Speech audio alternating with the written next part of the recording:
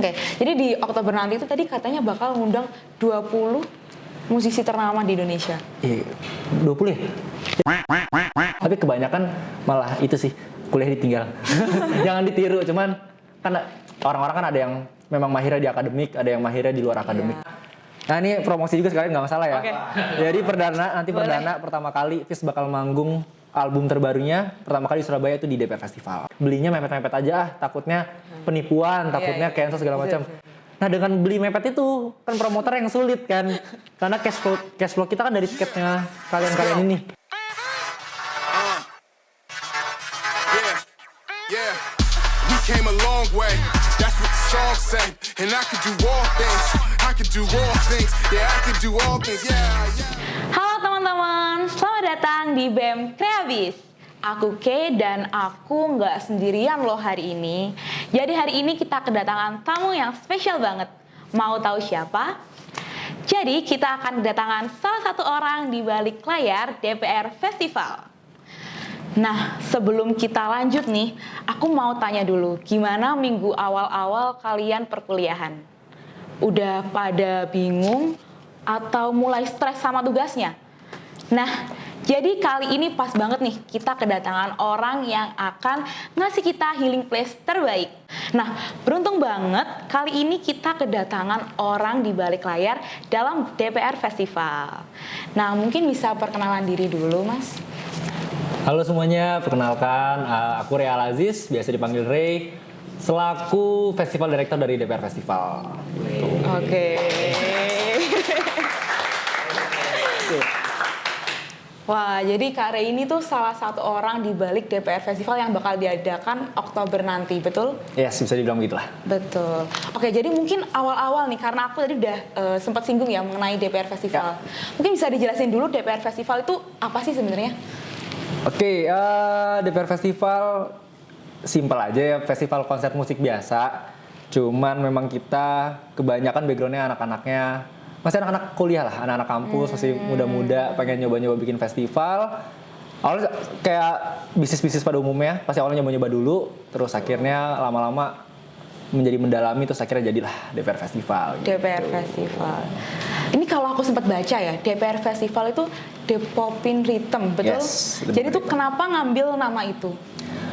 Oke, menarik pertanyaannya. Kemarin tuh pada saat tahun 2023 ya, 2023 kan kita volume 1 kita di tahun 2023 itu di bulan September. Waktu itu persiapan 6 bulan, kita udah mulai persiapan dari sekitar bulan Februari Maret. Di Januari itu kita udah mulai menentukan mau manage seperti apa. Waktu itu awal banget kita tuh mau cari nama yang bisa internasional tapi masih melokal. Akhirnya banyak banget itu, kita ada kurasi nama banyak banget. Akhirnya pada saat itu kan lagi kalau boleh bilang lagi musim politik, 2003 musim politik banget kan. Iya, betul. Musim politik banget. Di jalan-jalan tuh banyak banget DPR gitu kan. Oke. Terus akhirnya mikir, kayak menarik nih namanya DPR. Nah akhirnya yang kesulitan kita adalah mencari DPR di kepanjangannya apa. DPR tadi lokal banget kan. Iya, betul. Nah akhirnya kita mencari nama panjangnya itu yang internasional. Harapannya biar kalau misalkan nanti volume 5, volume 6, volume 7 keberapapun nanti ada internasional artisnya masih relevan lah. Jadi akhirnya kita DPR terus nyari di Google Translate, nyari di Google, di AI segala macam, discuss dengan tim, akhirnya ketemu namanya Depopin Rhythm gitu. Yang disingkat DPR. Lokal tapi internasional gitu. Oke, keren ya. Nah, jadi Depopin Rhythm itu kalau nggak salah di Instagramnya itu dia ada nulisin info temanya mantra polis, betul? Oke. Yes, tahun ini kita bawa namanya Depopin Rhythm Mantra Polis karena ada perubahan nih. Jadi pada saat volume 1 itu kan kita tidak ada tematik. Kita hanya pure ada guest star, 1 hari festival konser musik aja, experience-nya mungkin experience musik aja, kurang ada explore lainnya. Tapi ya, setelah kita discuss DPR Vol 1 dalam tanda kutip kan lumayan dikenal lah. Akhirnya kita pengen ekspansi nih. Cuman diferensiasinya apa nih sama festival lain? Akhirnya kita bikin tematik. Jadi tiap tahunnya rencananya sampai tahun-tahun ke depannya kita punya tematik. Nah, tematik tahun ini kita mengangkat namanya Mantra Polis gitu. Nah, jadi kan aku juga jarang dengar juga ya mantra polis itu apa. Jadi mantra polis itu sebenarnya apa sih? Mungkin bisa dijelasin kayak maknanya itu apa, terus tujuannya apa, pakai tema kayak gitu. Oke. Susah nih jelasin ya. Soalnya dari tim juga masih ngeraba-raba masalah ini. Jadi mantra polis itu kita tuh pengen ngebawa suatu festival. Jadi nama venue-nya ini mantra polis. Jadi sama aja kayak si penonton ini masuk ke dunia lain lah, konsepnya seperti itu, masuk ke dunia lain. Namanya mantra polis. Nah karena ini mistis, kita namanya sebagai mantra. Mantra kan suatu hal mistis kan, dukun-dukunan, mantra. Tapi polisnya itu kayak mini polis, sinema polis. Jadi polis itu jadi kayak kota. Jadi mantra yang sihir-sihiran digabung kota, jadi kota yang sihir gitu. Jadi kayak mystic city gitulah, mythical city lah, apalah itulah.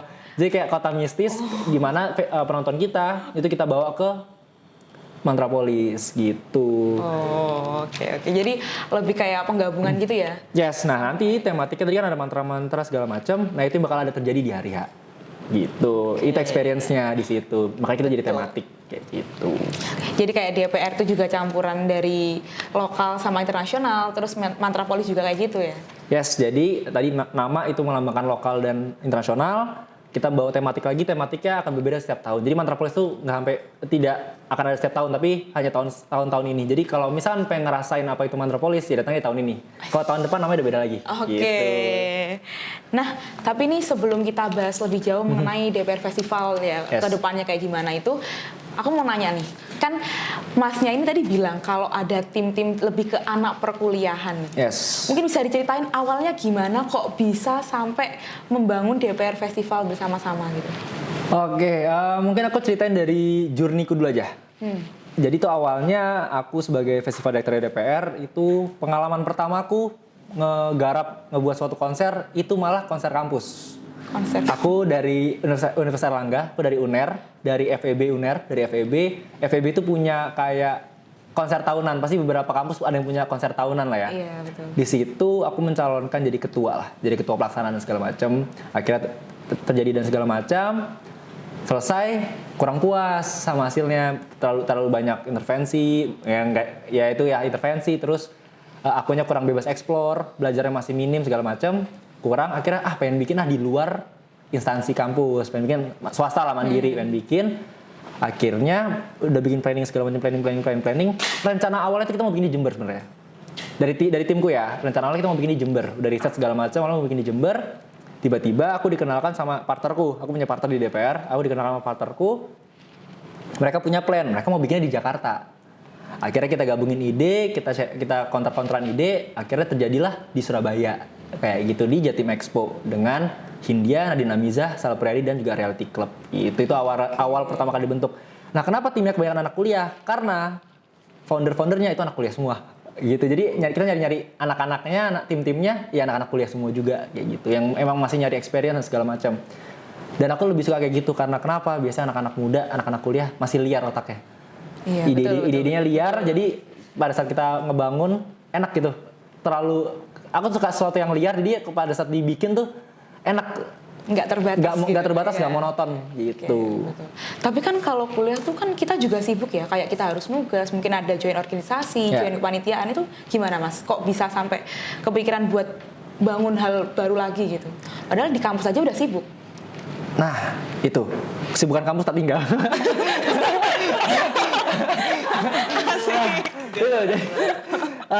Untuk saat ini saya sudah di semester akhir, di penghujung skripsi yang tidak selesai-selesai ya. Ya karena itu sih, jadi ya memang ada kesibukan, cuman ya aku melepaskan ke tim lah. Mereka mau priority kampus, apa mau di luar kampus terserah. Cuma kalau misalkan memang udah masuk ke DPR ya kita as a profesional. Jadi walaupun kita masih muda, kita belum lulus, kita belum ada sarjana, kita udah bekerja as a profesional. Jadi kalau misalkan memang dia ada kesibukan kuliah, tapi ada jadwal meeting atau jadwal kegiatan dari DPR, ya tetap harus dilakukan kayak gitu. Jadi aku bebasin ke profesional anak-anak gitu. Tapi kebanyakan malah itu sih, kuliah ditinggal. Jangan ditiru, cuman kan orang-orang kan ada yang memang mahirnya di akademik, ada yang mahirnya di luar akademik. Jadi ya bebas bereksplorasi lah. Gitu. Terus kalau misalnya tadi kita udah bahas kayak kuliah, terus kayak kesibukan gitu.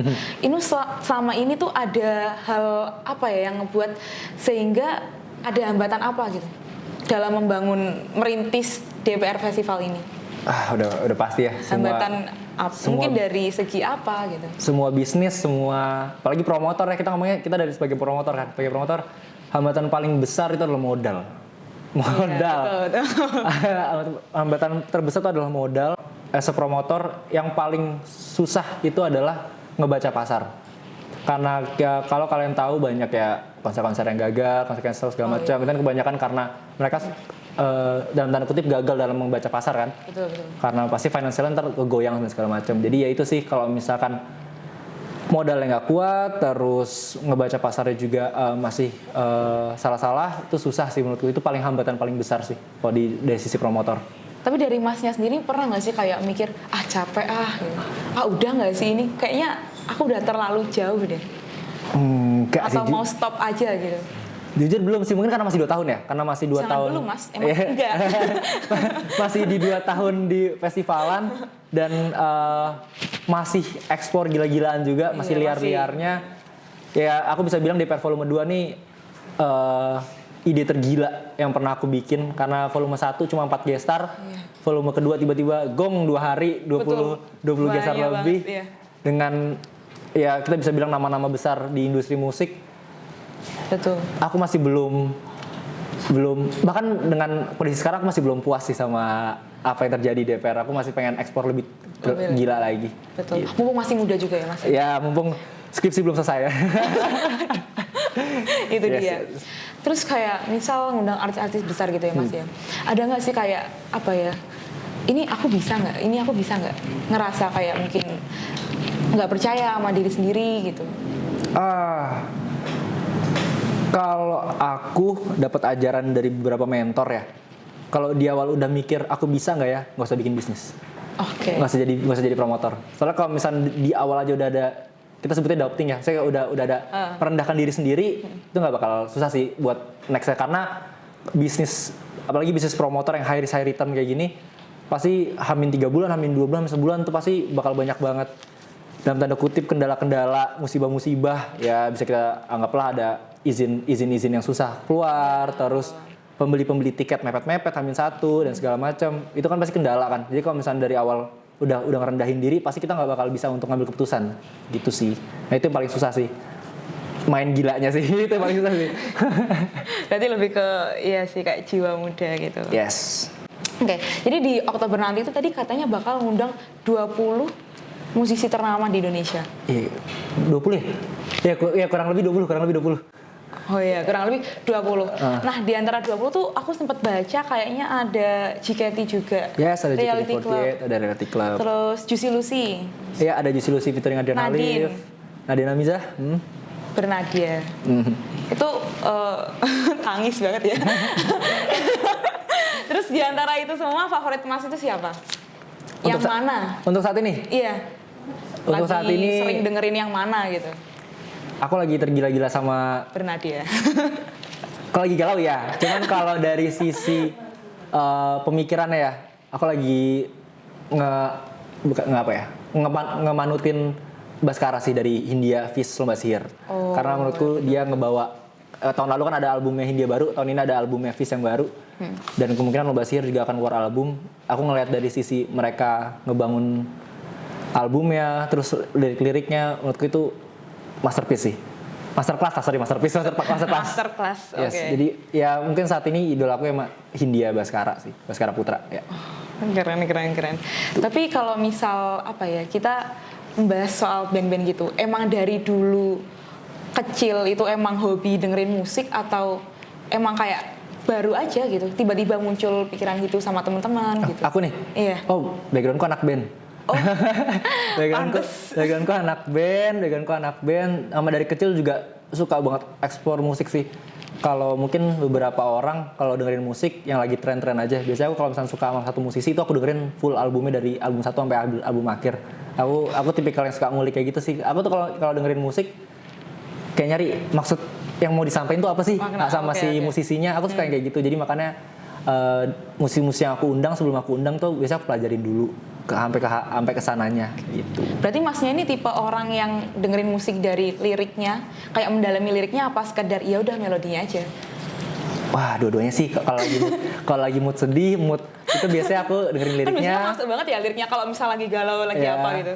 biasanya aku dengerin liriknya kayak lagu-lagu Bernadia gitu kan. Liriknya kan ya lah udah pasti mewek lah ya, nangis lah ya. Tapi kalau misalnya kayak lagi nge-vibing segala macam, musiknya aku dengerin. Liriknya nggak terlalu fokus Enggak. gitu. Tapi untuk saat ini lagi dengerin apa yang paling sering diputar, lagi mau diulik atau apa? Aku lagi sekarang kan sekarang berapa?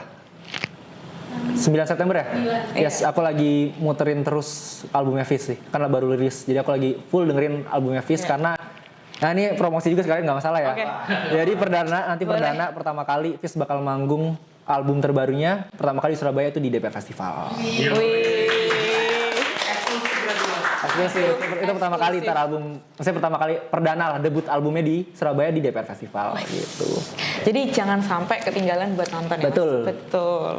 Jadi buat eventnya itu gimana sih, Mas? Maksudnya kayak bisa dijelasin tanggal berapa, di mana gitu. Oke, kita DPR Festival Mantrapolis di tanggal berapa? 56 Oktober, 56 Oktober di lapangan Bumi Marinir Karangpilang. Line up-nya ada 20 gestar. Aku sebut ya kalau nggak salah ya, ini sorry lupa nih. Kita punya lupa lagi sih. Kita banyak banget sih. Kita punya Reality Club, kita punya Lomba Sihir, kita punya Efek Rumah Kaca, kita punya Perunggu, kita ada siapa lagi? Ada JKT48, kita ada Vieratel featuring Killing Me Inside Reunion. Terus kita ada dia itu ada apa aja? Dia itu Dia itu kita ada Hujan Air Mata. Dia itu nih Hujan Air Mata, kita ada Rumah Sakit, kita ada Adin Amizah, Ada dan Sal. ada pertama kali sejak 15 tahun, sejak 10 tahun apa aku lupa kurang lebih, Bandanera akan manggung lagi di Surabaya dibawakan oleh Ananda Badudu. Terus kita ada Bernadia, kita ada Sal Priadi, Juicy Lucy featuring Adrian Halif, Fizz, Tulus, Hindia. mantap banget ya itu ya. Yang dia itu, Ya. yang dia itu mantap banget ya, Mas. Yes, Ya? terus di luar itu kita juga punya program, DPR itu punya program namanya Suara dari Jawa Timur. Oke. Itu adalah salah satu program kita untuk mengangkat skena musik, industri musik lokal Surabaya. Kita angkat beberapa musisi dari kota-kota tertentu. Di Surabaya kita ada Timarlos, di Sidoarjo kita ada Drizzly, dari Gresik kita ada Escape, dari Malang kita ada Girl and Her Bad Mood. Jadi selain kita ngangkat musisi nasional, kita juga harus ngangkat musisi lokal Jawa Timur gitu. Iya, jadi kayak kita sebagai anak muda bukan hanya kita dengerin musik dari luar, dari mana, Yes. tapi kita juga menghargai kebudayaan kita. Gitu. Benar, lokal juga harus diangkat, yes. Gitu. Betul. Atau mungkin apa ya, Mas? Kayak lebih ke mungkin Masnya sebagai anak muda nih. Kayak ada nggak sih pesan buat teman-teman? Mungkin sebagai anak muda kan Masnya ini udah sukses di karir sebagai Belum. Amin. Oh iya, Yeah. itu gimana kayak pesannya mungkin buat anak-anak muda yang masih takut buat memulai, aku harus ngapain gitu. Bingung ya kalau aku harus ngasih saran kayak gitu ya. Kalau dari aku sih, satu, berani main gila aja. Maksudnya main gila tapi jangan main gila yang gila banget ya. Maksudnya gilanya tetap terukur. Contoh, kamu aku pengen main di industri A nih. Tapi sebelum nyemplung, pelajarin dulu ABCDFG-nya. Setelah udah paham baru nyemplung. Nah, sekalinya udah nyemplung, jangan setengah-setengah. Kalau nyemplung sekalian, Tanggalingin aja sekalian. berenang sekalian gitu loh. Itu satu. Kedua, cari partner sih. Cari partner, sering-sering kolaborasi sama ABCDFG. Dulu aku orangnya lumayan apatis. Aku orang yang lebih suka kerja sendiri dan segala macam. Tapi setelah megang hal yang cukup besar kayak gini, aku akhirnya mulai sadar, mulai digampar lah sama realita kalau kerja bersama partner, terus berkolaborasi dengan beberapa orang itu penting banget. Sama yang ketiga terakhir, cari guru, cari mentor. Jangan takut untuk nge-DM orang besar kayak Mas mau ngobrol-ngobrol dong gini, cari relasi penting sih gitu. Itu yang paling penting. Untuk di umur 20, jangan takut main liar, cari relasi sebanyak-banyaknya, kolaborasi sebanyak-banyaknya, trial and error sebanyak-banyaknya. Karena masih muda. Kalau udah umur 24, 25 menurutku udah telat. Gitu. Keren banget gak sih? Oke. Terus nih, kan kan banyak ya Mas konser-konser sekarang itu. Nah, gimana cara biar kita tuh bisa menghidupkan suasana dari konser kita sendiri gitu? Kayak gimana tetap jaga supaya penonton itu tetap excited sama konser kita? Karena kita juga ngelihat kalau konser itu nggak cuma satu gitu. Oke. Mungkin ada apa ya tips and triknya gitu supaya menghidupkan suasana. Oke. Kalau di aku kan juga di DPR kan ada tim marketing ya. Ada tim marketing itu kita ada tim marketing dan campaign lah. Itu aku juga ngobrol sama tim kreatifku juga dan marketing dan kreatif gimana caranya orang-orang ini bisa hype-nya naik bahkan sebelum hari H. Kan biasanya orang-orang konser tuh cuma pengen nikmatin hari H-nya doang kan. Tapi bagaimana kita bisa apa namanya bikin mereka tuh enjoy terus engage dengan brandnya, dengan festivalnya bahkan sebelum konsernya mulai. Itu makanya kita ngehidupin marketing kita ngehidupin Instagram kita, sosial media kita. Nah, ngehidupinnya gimana? Dengan storytelling. Jadi mulai pelan-pelan tuh ngeceritain apa yang akan terjadi di hari H. Jadi dikasih bumbu-bumbu dulu lah, dikasih bumbu-bumbu. Dikenalin dulu. Konsepnya kurang lebih sama kayak PDKT. Gitu. Gimana tuh? Aduh. Konsepnya kurang lebih sama. Konsepnya kurang lebih sama kayak PDKT. Pendekatan dulu, bikin dia tahu bikin dia tahu kita siapa dulu. Dikenalin dulu. Oh iya, aku tuh sukanya kayak gini. Eventku tuh akan begini. Padahal itu belum terjadi kan. Iya. Nanti pada saat first date, pada saat konsernya mulai, itu baru ekspektasinya terbayar. Gitu. Jadi itu sih yang biasanya ngebedain beberapa festival-festival tuh yang storytellingnya kurang ada. Itu biasanya ngebedain kita dengan beberapa festival. Mungkin memang udah ada banyak festival yang udah nerapin storytelling. Cuman itu yang diterapin sama DPR untuk membawa suasana bisa tetap terjaga sampai hari H gitu. Jadi DPR Festival ini tuh bakal ngasih experience yang spesial dan berbeda dari konser-konser lainnya, betul? Yes, berbeda karena kita tematik ya. Kita tahun ini Mantrapolis, tahun depan akan berubah lagi. Jadi tahun ini kita, ya kalau kalian bisa ngeliat key visual kita di Instagram, warna merah, pintu, kayak killing. film-film thriller segala macam, Betul. itu akan terjadi di hari H gitu. Dari sisi visual, dari sisi production, dari sisi menghidupkan venue-nya. Jadi nanti ya selamat datang di Mantrapolis aja sih. Aduh, makin penasaran gak sih? Gitu sih. Oke, aku tadi juga sempat dapat pertanyaan dari teman aku nih, Mas. Menurut Kak Ray nih, spot yang paling oke buat nonton konser itu di sebelah mana sih? Nah, dari segi visualisasi atau mungkin tempat yang nyaman banget buat konser dari awal sampai akhir tuh di bagian mana? Kalau kita bilangnya kalian maksudnya stay terus, nggak balik, nggak mundur-mundur, nggak capek kakinya, nggak pegel, bukan remaja jompo ya. Itu menurutku depan FOH. FH buat teman-teman yang nggak tahu itu front of house yang biasanya tuh kotak-kotak di tengah festival. Itu kalian di depannya aja, di depannya ya 1 meter 2 meter, pokoknya di daerah situ itu menurutku perfect spot karena sound di situ paling bagus, visual juga paling bagus, bisa ngelihat stage-nya dan segala macam dari tengah. Center lah, itu center. Jadi dari sisi sound, visual dan segala macam itu best spot lah menurutku. Oke, itu udah terjawab ya. Terus untuk pertanyaan lainnya nih. Nah, jadi aku juga lihat salah satu postingan di Instagramnya DPR Festival. Itu ada yang nyebutin diskon mahasiswa. Aduh, apa yang bakal aku tanyain nih setelah ini?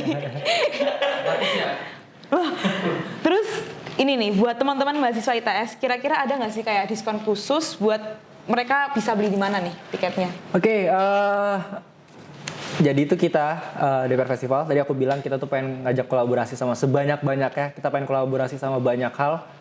Terutama kita berkolaborasi juga sama instansi-instansi kampus, apalagi sama ITS, sama FDKBD. Kreabis ITS. Kita kerjasama sama kolaborasi sama Kreabis ITS. Kita ngadain namanya KTM Activation. Jadi KTM Activation-nya adalah diskon tiket mahasiswa. Jadi dengan mereka hanya menunjukkan KTM-nya, kartu tanda mahasiswanya, itu mereka bisa dapat potongan 10% gitu. Itu salah satu komitmen kita untuk berkolaborasi sebanyak-banyaknya dengan semua instansi sih gitu. Jadi periodenya hanya sampai habis. sampai habis, tapi kemungkinan di bulan September ini lah. Periodenya di bulan September ini. Tempatnya di info lebih lanjut cek di Instagram DPR Festival. Karena saya lupa tempatnya. Jadi ntar tempatnya bakal ada di storyin di Instagram DPR Festival kayak gitu. Tapi kalau nggak salah tadi tuh sempat ada buka booth juga ya? Yes, kita buka booth kok. Kita buka booth sama UPN kalau nggak salah ya Mas. Yes, itu kita sama universitas lain juga kita buka. Karena tadi itu salah satu komitmen kita untuk kerjasama dengan berkolaborasi dengan berbagai multi sektor. Gitu. Tapi target dari konser DPR ini untuk kalangan mana aja nih? Kayak mahasiswa sama masyarakat luas gitu? Kita sih sebenarnya kita pengen ngebuat ini jadi festival untuk semua orang sih. Semua orang, mau muda, mau tua, mau muda, mau senior, mau bahkan ibu-ibu yang membawa anaknya itu boleh banget, kita nggak masalah. Emang kita pengennya ini pengen jadi untuk semua kalangan. Aku nggak terlalu suka buat ngekotak-kotakin konser itu cuma buat anak-anak muda segala macam. Bahkan yang udah senior udah umur 30-40 masih dengerin belum ada 1 bulan kok dari Bernadia gitu kan. Oh iya. Jadi makanya di DPR Festival kita ada yang musisi-musisi senior kayak Efek Rumah Kaca Bandanera, tapi kita juga ada yang muda banget yang dari mana? Kayak Bernadia segala macam. Iya, jadi kita pengennya untuk semua meratakan okay. Yes gitu. Kita pengennya untuk semua. Oke. Mungkin ada apa ya target DPR Festival buat tahun ini? Harapan-harapan. Oke, harapannya di tahun ini selain balik modal ya. Amin ya. Lulus skripsi juga ya Mas ya. Nah, itu harapan sendiri lah ya. Harapannya sebenarnya aku pengen ngejadiin DPR Festival itu sebagai wadah untuk semua sektor sih. Aku makanya di DPR Festival volume 2 itu aku belajar juga dari beberapa mentor-mentorku, orang-orang yang aku jadiin panutan. Mereka tuh selalu bilang ke aku kalau misalkan jangan buat konser dan buat festival tuh hanya sebatas uang-uangnya aja. Jangan cuma undang gestar lagi rame terus jualan tiket terus udah selesai. Tapi aku pengen juga kita membuat ekosistem gitu loh. Kita pengen buat ekosistem, harapannya kita pengen buat ekosistem, kita mengundang menjadi wadah untuk berbagai sektor dari seni, dari musik, bahkan dari komedian, mungkin ada stand up komedi yang mau main di kita. Terus dari sisi apapun, bahkan anak-anak kampus yang mau kerja sama kita pengen ngebuka ini menjadi suatu wadah untuk semua sektor masuk ke kita. Jadi pengen bikin ekosistem lah, pengen bikin kolaborasi. Bahkan ini aku pengennya sih DPR Festival tuh jadi, orang kalau mau ngebikin suatu activation, mau gimana-mana, itu ke DPR Festival. Aku pengennya kayak gitu sih. Itu harapannya. Mungkin volume 2, di volume Mantrapolis ini, volume 2 ini mungkin belum terwujud, tapi perlahan kita wujudkan di volume 2 ini. Nanti mungkin baru rampung di volume 3-4 lah. Itu. Gitu, harapannya kayak gitu. Berarti kalau lulus, nanti mau all in ke DPR Festival? Atau mungkin ada kerjaan lain? Rencananya sih all in dulu ya. Kita coba all in dulu setahun 2 tahun. Kalau misalkan memang tidak bisa menghidupi diri sendiri, baru mungkin nyoba-nyoba daftar kantoran mungkin. Itu sih. Tapi untuk sementara ini untuk sekarang kayaknya iya, karena aku ngelihat dari sisi, mungkin kan kita juga masih anak-anak kampus ya, masih ngerintis. Aku ngelihat SDM kita dari sisi manajemennya masih belum bisa lah untuk aku lepas di 2 job gitu loh. Aku masih harus all in. Jadi kalau ya ntar misal kalau lulus tahun ini, amin ya. Amin lulus tahun ini atau tahun depan aku tetap kayak all in dulu. Gitu sampai DPR benar-benar settle dari manajemennya dan segala macam, baru mungkin bisa aku lepas. Gitu. Oke. Berarti kayak sementara ini Mas mau di DPR ini full? Yes, masih full. Sama teman-teman juga? Dengan partner-partner, dengan teman-teman semua. Oke. Kira-kira mau ada pikiran buat nambah partner-partner lagi nggak? Pasti sih dengan semakin besarnya skala kita ya. Kemarin cuma 4 gestar, sekarang 20 gestar. Bahkan aku punya tim talent. Ya, itu cuma 2 orang doang. Tim talent itu cuma 2 orang. Mungkin kemarin 4 gestar mereka masih nyaman kayak 2 gestar per orang itu masih oke. Sekarang 20 gestar, 10 gestar per orang kan kayak wah, capek kan. Jadi mulai harus nambah-nambah tim sih. Iya sih, makin gitu. dibesarkan. Jadi ya yang mau daftar, ntar kita buka lowongan kerja. Asik. Terus kayak DPR Festival itu kan per tahun ya Mas ya. Terus rencananya mau buka per kota? Kak, kalau per kota kayaknya belum sih. Kita pengen besarin dulu di Surabaya. Mungkin kalau misalnya sudah sebesar Pesta Pora mungkin ya. Kalau udah segede Pesta Pora baru kita baru kalau kita udah sebesar Pesta Pora kita bikin di luar kota mungkin bisa kali. Tapi ya Surabaya dulu aja. Kita di hometown-nya dulu aja. gitu. Tapi kayak kan undang artis-artis gitu ya Mas. Ada nggak sih kayak kejadian, misal udah diundang ini nih, dihubungin gitu. Terus jelang Hamin berapa itu nggak bisa cancel ya gitu. Itu terjadi. Kita udah kadung buat pengumuman poster dan lain sebagainya ternyata cancel gitu. Itu terjadi di tahun ini sih. Terjadi di tahun iya. ini kita punya gestar di Dewan, tapi sayangnya memang karena ada satu dua lain hal dia nggak bisa manggung di press release udah ada di DPR Festival sih. Kita ada press release. Cuman hal seperti itu kan hal di luar tangan kita lah, force major kita sebutnya kan, di luar tangan kita. Jadi alhamdulillahnya penontonnya paham, promotornya juga bisa memahami, dari artis dari pihak talent juga bisa menjelaskan dengan bagus. Jadi ya terjadi sih. Tapi kalau misalkan nggak jadi manggung karena hal-hal yang di tangan yang sebenarnya bisa kita kontrol, belum pernah sih, belum pernah. Gitu. Dan semoga tidak ya. Semoga tidak. Semoga tidak ya. Semoga semuanya lunas. betul. Semoga semuanya lunas. Soalnya tanggungan ribuan penonton itu di tangan. Ya, bayanginnya misal satu artis gak jadi tampil, tapi artisnya ada 2.000 orang, 3.000, 5.000 orang yang pengen nonton artis itu, dampaknya kan sebesar apa gitu.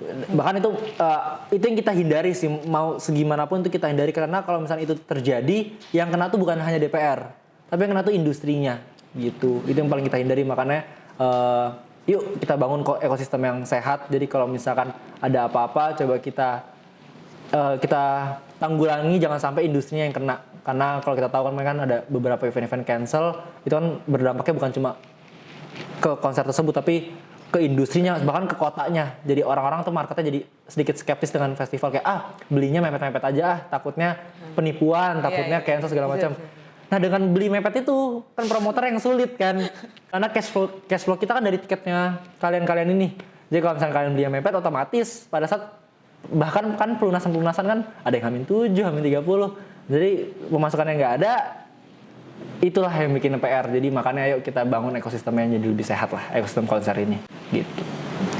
Terus dari pihak teman-temannya Mas yang kayak teman-teman kuliah gitu, itu juga nge-support kayak aku juga bakal datang nih di DPR Festival, atau mungkin dosennya. Kalau untuk dosen sih sementara belum, cuma udah ada beberapa teman yang memang dekat sama dosen. Maksudnya teman-teman timku kan ada masih anak kuliah juga kan, beberapa ada yang dekat sama dosen kan. Itu cerita-cerita kalau mereka kerja di DPR Festival segala macam, akhirnya mau diundang. Tapi kalau dari aku pribadi nggak ada. Kalau dari teman-teman ada. Terus kalau dari teman-teman banyak yang mau, misalnya banyak yang mau kayak mau nonton dan segala macam, support. Tapi banyak juga yang mau gratisan. Harga teman. Iya, harga teman. Itu biasanya nggak aku baca ya DM ya. Karena kalau satu aku yain ya semua ntar, ya Allah. Ntar semuanya kita gratisin kan, pemasukan gue dari mana ya. Gitu sih, jadi beberapa teman ada yang support, beberapa teman ada yang awalnya nggak deket jadi deket gitu. Maksudnya Awalnya nggak deket jadi deket. Bukan karena minta tiket ya, bukan karena tiket, tapi ayo kolaborasi gitu. Ayo kolaborasi kita kerja bareng segala macam, satu mereka punya. Bahkan ya enaknya adalah teman-temanku, aku udah mulai ngajak teman-temanku kayak mereka punya usaha foto booth dan segala macam. Ayo foto booth di DPR aja segala macam. Ya, jadi akhirnya kita bikin ekosistem gitu. Akhirnya ya jadi ada lapangan kerja lah di DPR Festival kayak gitu. Iya. Berarti dosen-dosen itu udah ada yang tahu kalau DPR Festival itu dari anak-anak mahasiswa situ? Beberapa udah ada yang tahu. Setauku sih beberapa udah ada yang tahu. Ya harusnya kan kalau dengan kayak gitu skripsinya bisa nggak masalah ya. Tadi mikir gitu sih Mas, tapi kayak enggak deh, kayaknya nggak diucap deh kalau itu. Iya kasih gratis nanti biar skripsinya. Ya, Bu saya undang sekeluarga tapi skripsinya aman ya. Iya gitu ya. ya. Nggak bisa sogok-sogok kayak guys ya. Iya nggak boleh. Nggak bisa gitu ya Mas ya. Bisa. Aduh. Oke, mungkin dari Masnya sendiri ada apa ya? Keluh kesah apa selama menjalani dua hal yang sama-sama chaosnya, karena juga melihat bahwa sekarang udah tahun skripsi, tahun sama-sama chaosnya. Ya tadi sih kalau dari sisi kuliahku chaosnya yang jadinya nggak kegarap, bahkan judul aja belum ya. Ngetik judulnya belum. Aku kira udah sampai mana? belum judul. Aku waktu itu udah aku propose, cuman yang memang belum sampai ke tahap yang di ACC dan segala macam, itu satu. Terus ke Kenapa nggak angkat DPR Festival Mas? Oh ya, skripsiku tentang festivalan. Skripsiku tuh ngebahas market behavior di suatu festival. Dan itu risetnya langsung dari DPR. Cuman yang nggak kegarap, cuma nggak dikerjakan lah. Tidak menyalahkan aku kerja di DPR, nggak, cuma memang pure salahku aja nggak dikerjain. Terus kalau chaos di DPR festivalnya sampai saat ini belum sih, kita belum ada chaos. Chaosnya cuma ya mulai hektik aja sih. Ini udah hampir 1 bulan, udah hampir 1 bulan banyak banget. Karena kan ini pertama kalinya kita megang masa sekian puluh ribu, sekian belasan ribu. Yang pertama kali kita megang, jadi banyak banget yang harus disiapin dari sisi partner. Kita harus nyiapin hotel partner, shuttle, hari H harus kita siapin semua, makanan tuh harus cukup, tenan-tenan tuh harus cukup, air mineral tuh harus cukup semua. Itu ngitung-ngitungnya sih yang PR banget, capek gitu. Capek ya Mas? Karena kan timnya juga, timku juga baru pertama kali megang masa sekian besar, jadi kayak sama-sama belajar gitu. Sama-sama belajar, kita sama-sama trial and error di sini lah gitu. Jadi evaluasi penting banget. Jadi tiap ini udah nih hari ini per hari ini udah mulai tiap hari meeting untuk brainstorming sih, nyiapin hari H. Karena kita pengen yang terbaik buat penonton kita di hari H gitu. Tapi selama menjalani itu enjoy karena suka. Oke. Makanya sebisa mungkin jalanin yang kamu suka, pasti jadinya enjoy, bukan jadi beban sih. Selain di bidang festival gitu, Mas suka apa? Yang lain gitu? Kayak kegiatan olahraga kah? Nggak ada sih selain main game. aku biasanya kalau misalnya lagi stres segala macam larinya ke game sih. Main game Valorant, ML mungkin. Lari-lari ke sana sih kalau lagi pusing-pusing. Jadi kalau misal di perkuliahan ini Mas berarti masuk tipikal mahasiswa kuliah festivalan. Kupu-kupu sih, kuliah pulang sih. Enggak, bohong. Aku jujur nggak aktif di organisasi. Aku bukan part of BEM, bukan part of himpunan. Aku tidak masuk ke part-part itu. Aku lebih suka, aku tipikal yang ini. Kunang-kunang. Bukan, daftar proker. Aku lebih suka kayak gitu. Jadi kalau ada proker aku daftar. Gitu. Oh iya. Daftar mau dari si acara segala macam. Kayak kepanitiaan gitu. Kepanitiaan. Aku maksudnya ke sana sih. Program kerja. Aku lebih suka kayak gitu. Aku nggak suka terikat sama organisasi. Politik kan nggak suka.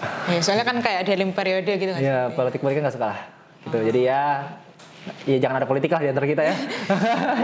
Temenan biasa aja. Kerja biasa aja. Ya? Yes. Ya, siapa tahu dengan adanya DPR Festival, citra DPR menjadi lebih baik. Iya, benar. Ya, kita membantu ya, kredit disupport DPR. DPR support DPR. Gitu. Tapi kalau daftar kepanitiaan, Mas paling suka daftar di divisi apa? Pasti si acara. Oh, yes. Pasti si acara. Aku suka ngotak-ngatik konsep, pasti si acara. Betul. Ya, kalau nggak si acara bisa aku marketing sih.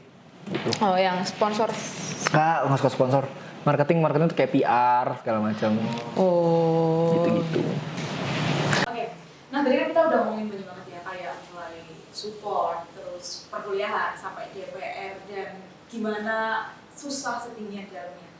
Nah, kan karena DPR ini udah volume 2 ya. Itu gimana respon dari penonton-penonton sebelumnya di volume 1? Volume 1 ya. Sebenarnya responnya ada positif, tapi ada beberapa negatif juga karena itu masih volume 1 kita masih banyak banget lah, kesalahannya banyak banget dari sisi teknis, dari sisi kenyamanan itu kita masih banyak kurangnya. Itu kita akuin dari sisi tim, aku nyebut tim DPR itu tim pop ya. Dari sisi tim pop itu kita ngakuin banyak banget kekurangan segala macam, itu udah kita evaluasi segala macam. Makanya di volume 2 ini kita pengennya lebih bagus lah, lebih apa ya? Lebih perfect lah daripada yang tahun sebelumnya, lebih berevaluasi.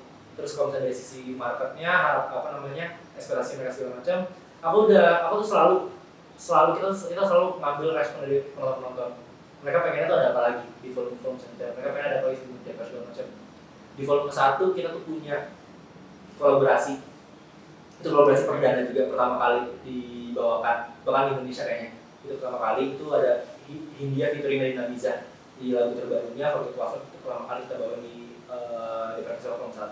Nah, gara-gara kolaborasi itu akhirnya timbullah suatu pandangan kalau misalnya di festival ini sering collab-collabin musisi-musisi. Nah, harapan itu yang kita bawa ke volume 2. Nanti di volume 2 ini akan lumayan banyak sekali kolaborasi yang belum bisa spill siapa dan siapanya. siapa dengan siapa tuh aku belum bisa, cuman akan lumayan beberapa kali ada kolaborasi dari musisi. Jadi tiba-tiba kalau misalnya si A manggung tiba-tiba datang si B, ya jangan shock lah ya. Jadi emang surprise gitu. Itu emang masih surprise. Kita ada berkolaborasi, bahkan kita juga punya special setlist, ada Via Raphael featuring Killing Me Inside Reunion, itu kita special setlist, mereka main harus setengah jam, 2 band jadi satu, main harus setengah jam. Hal kayak gitu sih yang kemarin tuh harapan penonton kita bawa ke hari-hari. Terus harapan mereka lain, selain musisi, mereka juga berharap kita di festival mereka pengen bener-bener kayak pure festival, jadi ada bukan cuma konsernya aja, tapi ada experience-nya, suasananya. Itu makanya kita akhirnya berpindah haluan menjadi tematik festival Mantrapolis. Jadi jujur aku tuh pengen banget udah mulai nge-spill apa aja di Mantrapolis, apa aja ada kegiatan-kegiatan. Nggak sabar ya Mas ya? Kegiatan-kegiatan seru-serunya, aku pengen banget nge-spill, cuman belum boleh karena ada beberapa yang mungkin aku spill tapi di hari nggak ada, karena kita masih dalam tahap ulik-ulik lagi possibility-nya, diadainnya segala macamnya, teknisnya segala macam. Itu sih aku pengen banget nge-spill, cuman belum bisa. Jadi coba datang aja, kalian rasain festival tematik yang benar-benar dari sisi produk dan segala macamnya itu kawin sama temanya. Terus yang pengen cobain deh, karena nanti kalau kalian nyobain volume 2-nya, aku yakin volume 3-nya kalian gak bakal sekaget itu, karena volume 3, volume 4 kita juga bakal pakai tematik. Bahkan kalau aku boleh spill dapurnya, DPR itu kita udah ready sampai volume 5. Kita dari volume 5, kita line up udah ada beberapa. Untuk volume tahun depan itu ada beberapa line up yang udah kita keep, dan temanya udah ada. Tema untuk tahun depan, 2 tahun lagi itu udah ada, kita dengan tema. Jadi setahun aja nggak datang, kita udah rehab untuk tema gitu sih. Jadi itu harapan penonton yang selalu kita bawa. Jadi saran masukan, cacian, terus ejek-ejekan segala macam itu kita keep semua. Kita punya database kayak sebutnya buku. Database isinya tuh hujatan, isinya ya nggak hujatan juga sih, hujatan, saran, terus masukan segala itu ada listnya di databaseku. Database kita ada, aku bundling dan aku ada di DPR Festival event selanjutnya. Jadi ya itulah gambaran besarnya. Jadi jangan ya mau bukan aja nih, mau gue datang ke Mantrapolis, datang ke DPR Festival Mantrapolis, rasa sendiri. Kalau misalnya ada kurangnya, nanti DM DPR Festival, komen segala macam, nggak masalah. Mau itu masukan segala macam, komen. Volume 3 kita bakal bikin yang lebih gong lagi, volume 4 bikin gong lagi, volume 5 sampai lu puas deh. Sampai lu puas, kalau nggak puas gue bikin terus. Betul. Gitu sih harapannya. Mungkin karena kita udah banyak banget ya bahas nih teman-teman. Terus juga makasih banget buat Kak Arya. Udah ngasih jam ini ya? Wih, Udah seberapa nih? Udah lebih ya? 2 jam. Jam lebih. Udah kerasa banget ya? Kerasa banget ya Pak. Sebenarnya lebih pengen di-spill aja sih aku ya. Tapi ya udah kayak terima kasih banget Kak Arya udah hadir pada hari ini. Terima kasih juga udah diundang. Terus Bapak Datin terima kasih. Thank you. Terus nih, mungkin sebelum closing, ada kata-kata nggak buat teman-teman? Bisa lihat kamera tengah. Ini buat penonton. Iya. Iya, betul. Waduh. Closing statement. Jangan lupa datang dan ramaikan DPR Festival Mantrapolis 5-6 Oktober di 8 Marina Tilang. Kita akan menyajikan banyak musisi-musisi nasional, musisi-musisi lokal Jawa Timur, dan juga experience yang mungkin belum pernah kalian rasakan di Jawa Timur ataupun di nasional, mungkin nggak tahu ya, mungkin belum pernah rasakan. Jadi silahkan datang, rasakan, cobain. Ntar kalau misalnya ada kurangnya, DM aja nggak masalah. Oke.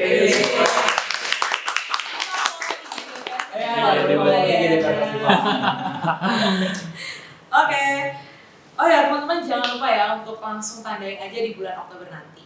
Oke, aku Kay dan Aku Ray.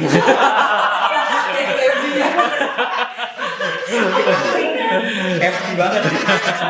Yeah, we came a long way.